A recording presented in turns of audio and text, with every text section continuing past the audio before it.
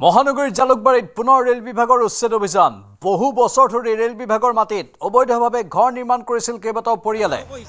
চাংঘৰ সাজি স্থানীয় লোকে সন্দেহজনক লোকক দিছিল ঘৰ ভাড়া আজি পুনৰ ৰেল বিভাগে উচ্ছেদ চলায় ৰেল বিভাগে কিছুদিন পূৰ্বে উচ্ছেদ কৰিছিল যদিও তাৰ পিছতো কিছু লোকে বসবাস কৰি আছিল ৰেল বিভাগে জাননী জাৰি কৰাৰ পিছতো ঘৰ খালী কৰা নাছিল এইসকল অবৈধ লোকে বাতৰি সংগ্ৰহ কৰিব যোৱা সাংবাদিকক দুৰ্ব্যৱহাৰ একাংশ লোকৰ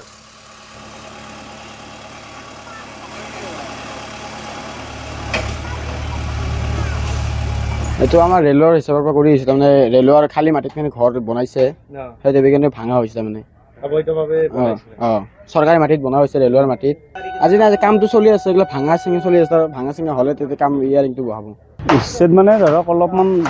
ক্লিয়াৰ হোৱা নাছিল সেইখিনি ক্লিয়াৰ কৰিছে তো আমি উচ্ছেদৰ বিষয়টো সিমান গম নাপাওঁ হয় JCB দি অলপ ভাঙি দিছে আমি মোৰ ঘৰ ৰঙিয়া হয় কামটো আমি আপোনাৰ বাৰবেডৱেৰ লগোৱাৰ কাৰণে আমাক এটা চিন দি দিছে সেইমতে আমি কামখিনি কৰি যাম LNT কাম LNT অইলৰ পাইপ বুলি নাজানো মই ইয়াততো ৰেল লাইন হ'ব বুলি মই জানো আৰু